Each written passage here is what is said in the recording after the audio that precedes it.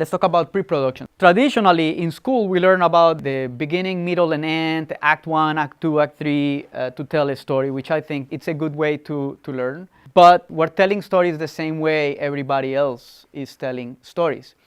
I feel that nowadays, there is a big discrepancy in how we tell stories and how we consume content. When we are watching Netflix, we're watching the TV and at the same time we're scrolling and then texting, and then we might be on a laptop at the same time or listening to music. That's how we consume content. We're reading something, we get snapshot, something, we reply to that and then continue doing what we're doing. But we're not telling stories that way. We're assuming that the person is gonna start, is gonna stay on our story till the end, which is not true. That's not how we're doing it.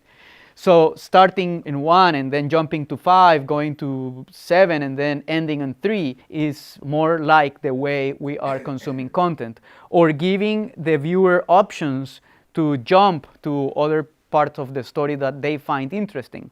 We can start a video about a chef, and then after 30 seconds we can stop. Are you interested in the chef's life, or are you interested in the recipes? Choose left or right. Oh, I'm gonna go right. Then you go right. And then a minute later it stops.